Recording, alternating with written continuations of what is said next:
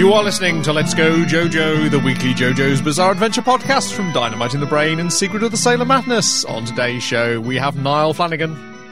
Hello. Anthony Askew. Evening. Dwayne Maloney. Dwayne. Hello. Are you there, Dwayne? You're very quiet. What the hell? I have the microphone like okay, I'm going to basically eat it. All right, how's that? Doing it. Are you the real Dwayne or an imposter? Anyway, and me, Brian Smith. I'm not editing any of that. This week's episode, Khnum, Zenyatta, and Thoth's Mondatta. Or Oingo and Boingo, depending on how you feel. But first, the week in JoJo's news. First item, the 9/11 prediction conspiracy has been removed from the anime adaptation of JoJo's Bizarre Adventure. It's the government trying to keep it quiet, man. Covered up, man. Don't say that, they'll be on Araki was right on the log. He could have Yes. stopped it. He tried to stop it, but it wouldn't let him. So, in case you do not know, and I'd forgotten last week when it actually came, the scene in question came up. In the original comic, the manga artist, who meets his untimely end against a telegraph pole, had 9/11 written on his shirt. And in Boingo's drawing of his accident, there is a plane in the background. Also, he's impaled on one tower, and there's another tower that the plane is over.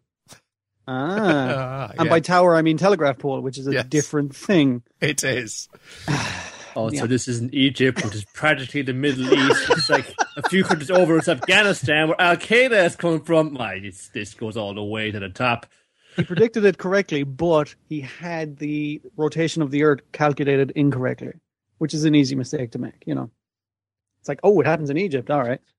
But obviously, conspiracy theory, popular enough that for taste, they removed it in the anime adaptation. Mm. Yeah, there's enough horrible shit going on in the world. We don't need this to muck up our Yeah, foreign cartoons with. Come on, man. Yeah, you don't want to spoil scenes where a man's head has been impaled on a spike.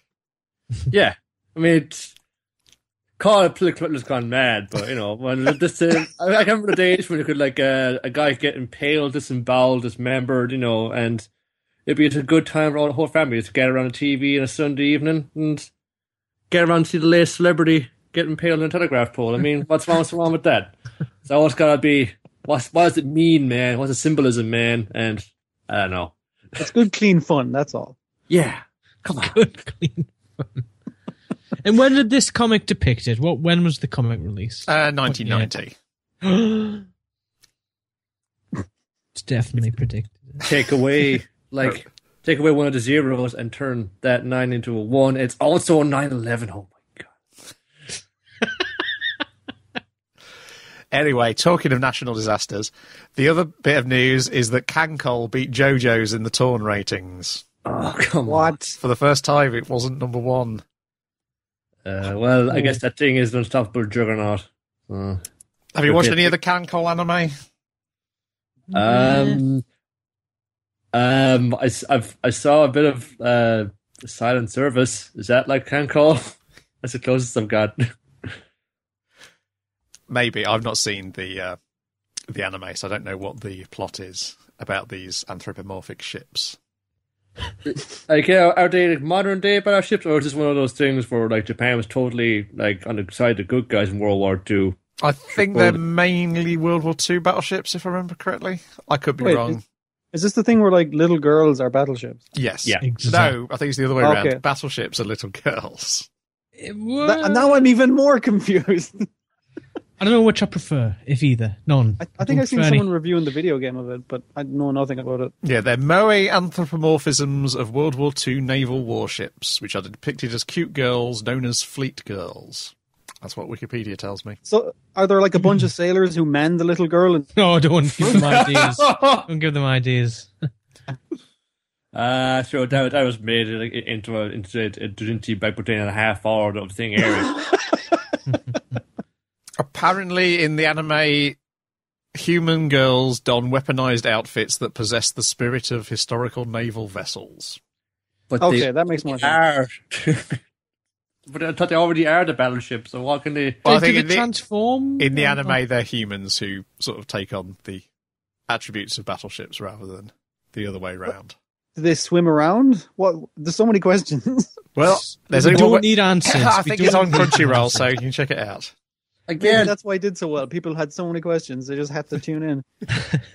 Again, man, with good, clean fun. How is 5 guys going to Egypt to kill a vampire getting beaten in the rings by this mess of a series? It might be good. It might be. You don't know it's good. I know it's not good.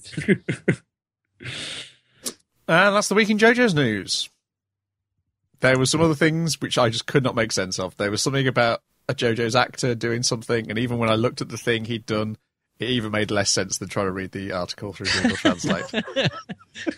It wasn't very JoJo's related, so I left it out. Okay. It was like some sort of advert for Epsom. Or something or other. But I wasn't. He was dressed as Jotaro? No, it came up because he mentioned that was a recent role he was in. So it wasn't very JoJo's related. But you know what is JoJo's related? This week's episode! Dwayne, take it away with the synopsis. Right, so we join Oingo and Boingo back in the Oingo Boingo Brothers show. I'm going to call them that because they didn't manage to remove all the titles off the kids' comic. So I'm just going to call them that. Where they're coming back on the bus. They're 4 hours late. And their powers are revealed by them explaining to the audience what their powers are. The kid can read, or the kid's comic book fills in a little bit ahead of the future every now and again, kind of randomly, in that bizarre art. And Oingo's the older one, Boingo's the younger one. Oingo can change his face, which I'm not sure, is that even a stand? Because generally a stand is like a thing, but his stand lets him change his face. It's like a really, really small version of Yellow Temperance. And it also can't eat people, but it's handy. So it's not as good. Disguises. Hey, Dio arranged all his stand users by theme, not by usefulness. Yeah, you think he would have kept the last 9 guys for the best, but no. No, it's just the last 9 are the ones who all invoke Egyptian gods. Yeah. not because of how useful their stands are. But the that they're going to go to a cafe and get poisoned with tea. So the Oingo Boingo brothers, they head to a random cafe, and the guys randomly pick that cafe by Ponner throwing a cigarette. Has he ever smoked before? Is this new? Yeah, he smoked. Yeah, because Okay. I think that was the point where we realised, they're only editing Jotaro's smoking because he's underage. Yeah. But that was foreshadowing that cigarette was for the later on in the episode. It was also kind of showing that like fate is on their side, and it's just like, just follow the manga and we'll be fine. Yeah. So after they take the restaurant, the guys all order 3 teas, and then Joseph figures out we could totally be poisoned, you guys. We'll have 3 Cokes that are bottled. They're like, oh my god, we need to, and he's freaking out in the restaurant, Oingo, because he needs to poison them with tea, so it predicts correctly. But then a guy in the restaurant is like, you serve warm cola? That's messed up. Which is weird, actually, because I thought Joseph liked warm cola. Anyway, doesn't matter. But it's almost as if Oingo doesn't believe his brother's powers work.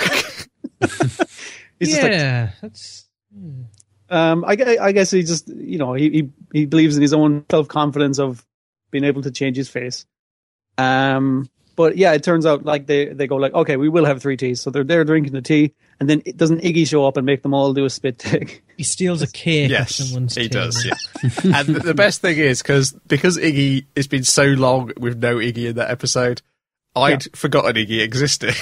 Yes, because it was so much like some of the earlier episodes when they're just wandering around in the town they first arrived in.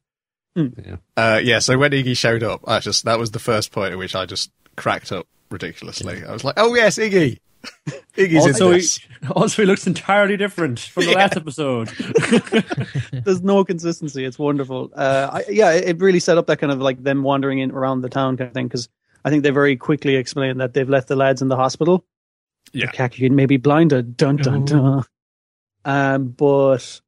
So they did drink the tea, but the panels didn't get I guess they didn't draw themselves in where they do the spit take yet.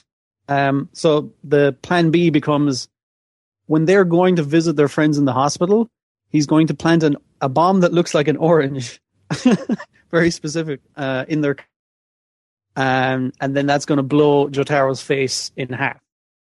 Harsh. And Oingo takes this very literally. So he hollows out an orange.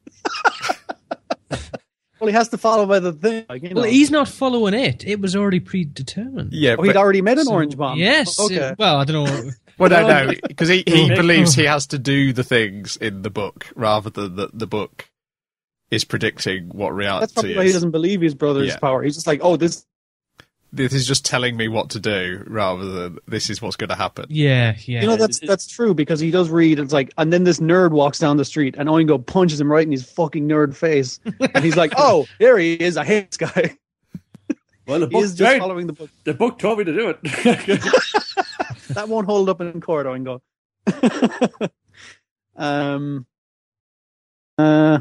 Yeah. So Oingo thinks that his Boingo's stand tells him what to do rather than predicts the future accurately. So while he's planting the orange bomb in the car, the two lads find him, and I think it's some guy trying to rob their car or something. But he pops out and he's dressed himself as Jotaro, who isn't there for some reason. I guess he's hanging off, trying not to be seen with these two assholes, so he looks cooler in town. But he's dressed like it's a really bad disguise because he's wearing the same clothes. He says he can change his height, weight, face, all that jazz, but he couldn't create Jotaro's hat and presumably has never seen Jotaro's hair because we've only ever seen it once. So he's shaped his hair into a very tall version of Jotaro's hat. But that is such a great meta joke on the fact that Jotaro's hat looks like hair. Yeah. It is quite brilliant. It was also nice to see that the reason he wears such a tall baseball cap is that he has the same height of hair as his brother. Which I was like, oh, okay. I guess they just both have really tall hair. So the lads seemingly have assumed that this is Jotaro. Like, come on, we're going to the hospital. He's like, no, I think I'll walk. And Polnareff is insisting, come on. No, it'll be fine. Come on. So he's in the back of the car with a bag of oranges and one exploding orange, just terrified. So he's constantly like working out plans. And this is really a fun one because I forget the voice actor who does Jotaro, but he gets like to do a lot more talking for one, and also gets to show a bit more range. Daisuke Ono. Yeah. He gets to show a really kind of panicked version of Jotaro's voice, which is pretty fun. But yeah, he decides he'll lob the orange out the window so he just doesn't get his face exploded because he figures out, wait a minute, I got Jotaro's face, and we saw Jotaro's face get exploded or exploded in half. That's such an odd thing. But anyway, yeah, so he throws out the window, thinks he's safe, and then it's like, oh, Iggy's here, and he brought an orange. It's like, oh, fucking goddamn. Iggy again. Is Iggy just going to be the Deus Ex Machina in this? Well, I was half expecting Iggy to recognise the out. smell. That's what I thought. But he said he could change his smell as well. Alter his smell. So. That's yes, right. Yeah. You tell everything. So it's a more powerful stand than you thought, Dwayne. Yeah. Oh, we can alter his smell. Yeah, How powerful. I think Iggy probably wouldn't give a toss either way. You know the way. You know how he is. You know. It's true. He wasn't being helpful. He did just fall asleep in the back of the car straight away. Yeah, and apparently can't smell explosives. Well, maybe the smell of the orange peel is enough to hide explosives. It's not a sniffer What dog. would an explosive smell like? It's a tip for terrorists out there. You can Orange pick up peel. more information from JoJo's about terrorism. Oh, dear. Get that zest. Step 1, acquire stands. Step 2, terrorism. Change smell. Right, so he's freaking out in the back of the car, and it's not entirely sure, but the Joseph and Polnareff seem really suspicious of him, and they keep asking him to do weird things. So it's like, are they testing him, or are they just being their normal stupid selves? It's basically impossible to tell. And it's like, hey, Jotaro, do that trick you do. And it's like, what trick? And it's the trick of letting a cigarette kind of fall backwards in your mouth while it's lit. It's like, oh yeah, I could totally do that. Easy. It's like, and it's just him pumping himself up to do this. Oh, brilliant. Do it with 5 ones. Oh man, that was great. Now drink this orange juice and don't let the cigarettes go out. He's just freaking the crap out in the back of the car, and it's such comedy. Like the music in this episode is great. It reminded me like some old Tom and Jerry or, kind of Looney Tunes type stuff. Yeah, it really kind of emphasized the bizarre situation. So eventually, Oingo comes up with the plan of I'm going to pretend I need to take a crap, and he starts flailing around in the car like a madman.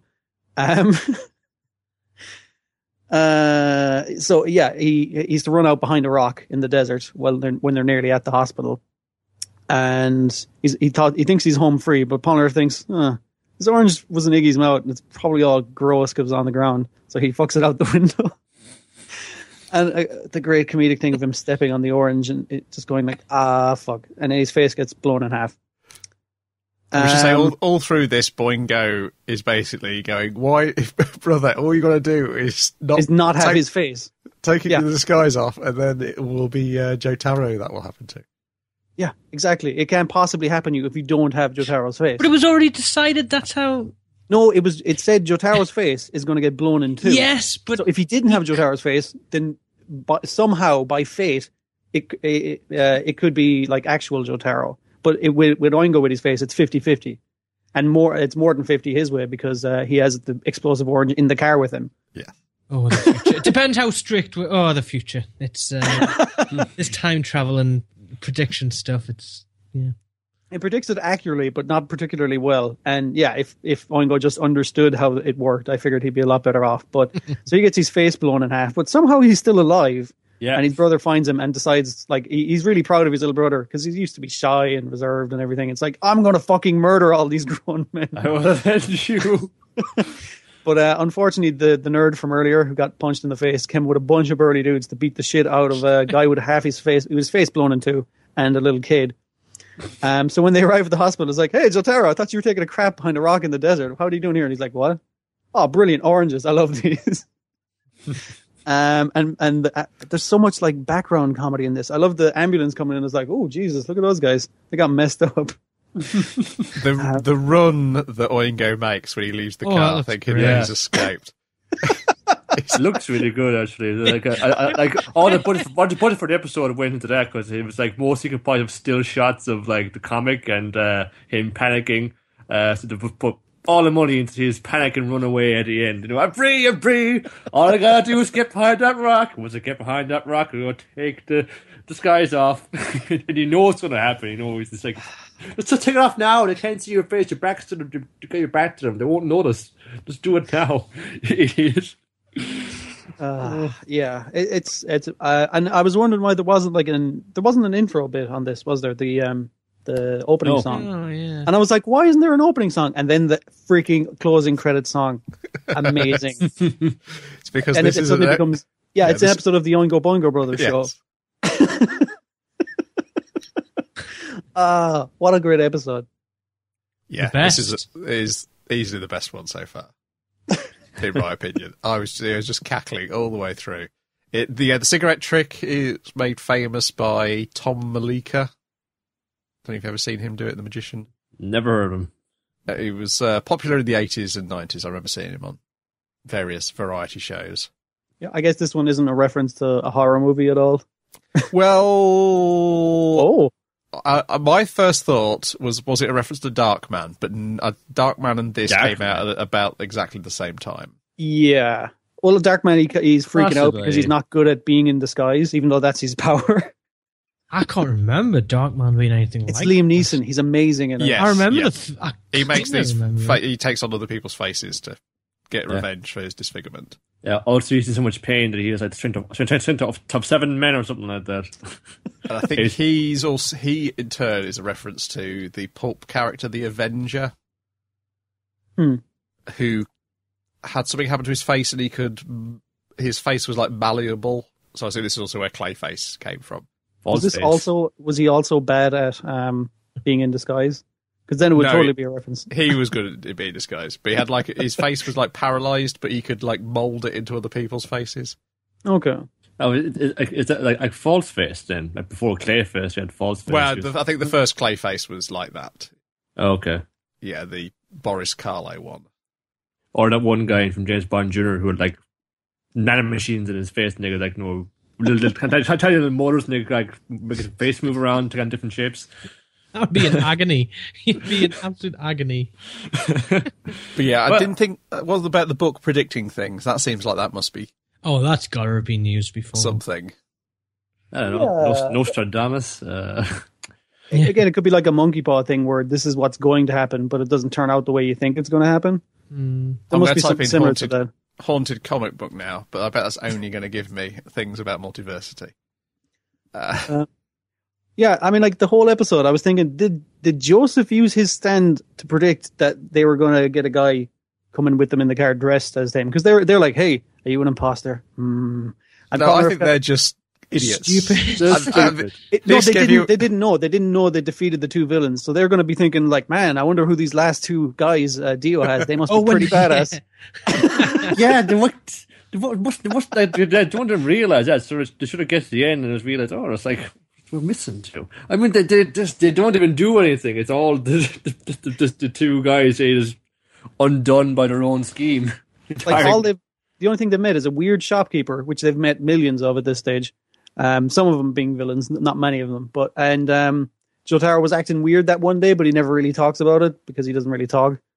That's it. That's all they're aware of what happened. And there's so many brilliant moments of Jotaro, the way you've crossed your thumbs with your hands. And it's like, duh. It's like, oh my God, does he cross it with his right thumb on top? And it's like, I used to be a woman in your former life. that is such a thing kids were then going to do to their mates after they read that chapter. If they've read the latest chapter before them, yeah. So, which way do you do yours then? Let's go. I was definitely a woman in my former life. I was definitely a woman as well. I've already tried. I'm a woman.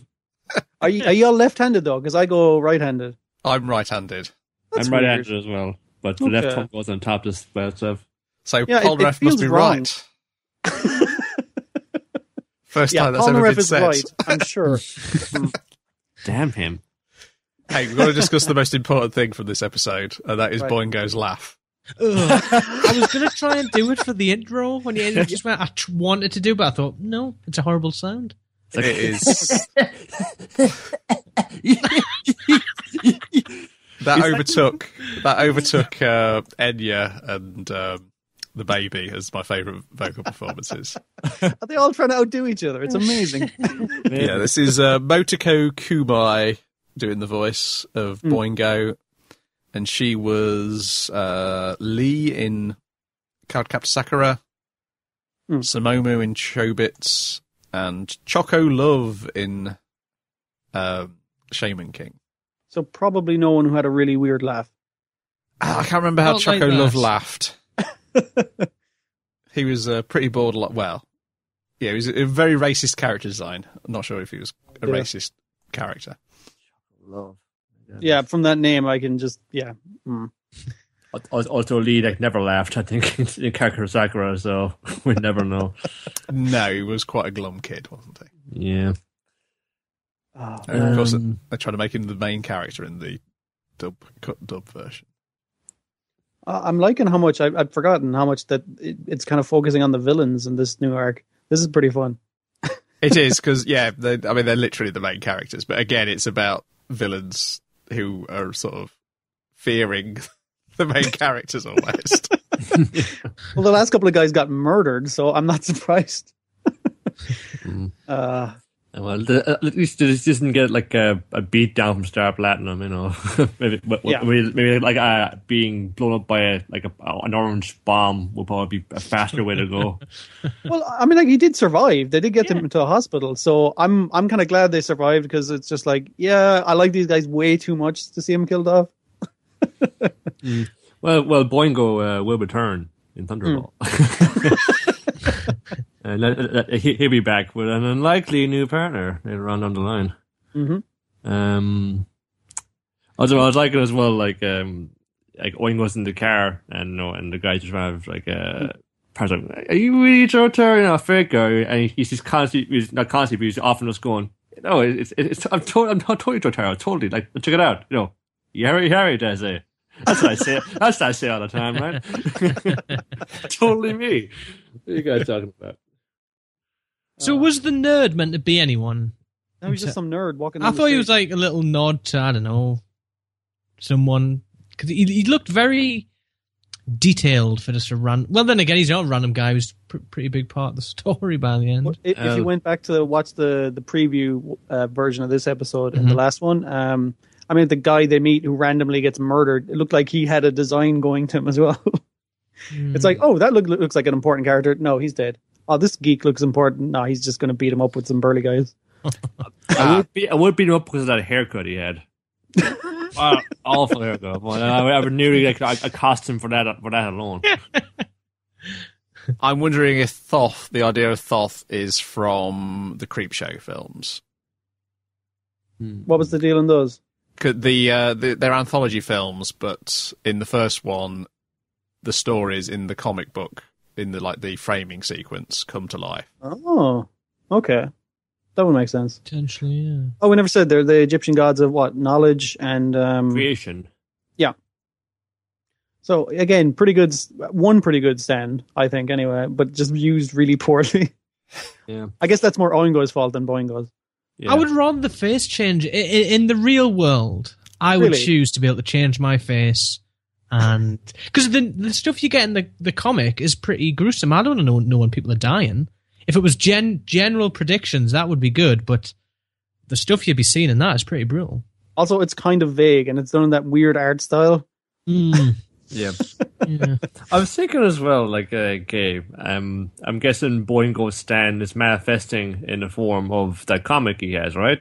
Yeah, that is literally his stand. So how did the manga artist in the previous episode even see it? Unless he was a stand user. Well, haven't we seen some other stands which are make themselves visible? It could be possessing a blank book. Strength. We've seen the strength. book, yeah, possibly. Yeah. Maybe Not only has it been seen, all those sailors walk around in it. Yeah, that's true. Right? So, maybe it's a possession stand, like strength.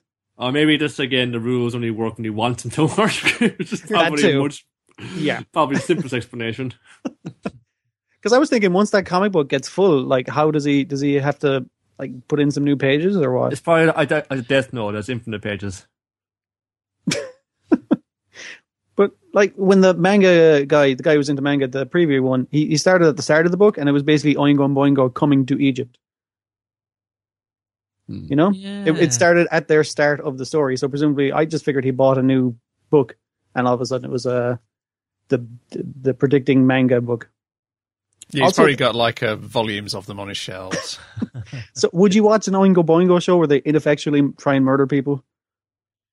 Depending on which art style it is.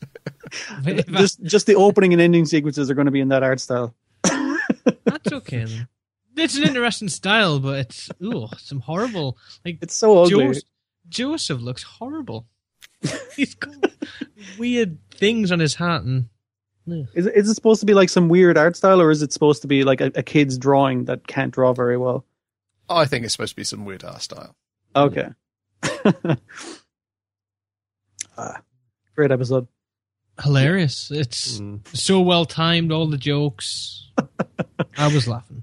I was definitely laughing. Yeah, I think it just proves that JoJo's Bizarre Adventure isn't really an action kind of big burly dudes fighting thing. It's more so just general weirdness and funniness. Well, you're going to get big burly dudes fighting next episode. Yeah, I guess they got to balance it out a little bit. The preview looks epic as hell. I was not. I don't always watch a preview, but when I do, it seems to be a good one. Yeah, like last week. I watched that while we were recording with the sound off, so I got the gist. Especially now I've seen this episode, I gather. Righty-ho, that ends this week's episode of Let's Go JoJo. Be back here next week for Anubis Part 1. And in the meantime, check out our regular podcasts at secretofthesailormadness.blogspot.com and dynamiteinthebrain.com. Goodbye. Goodbye. Yeah.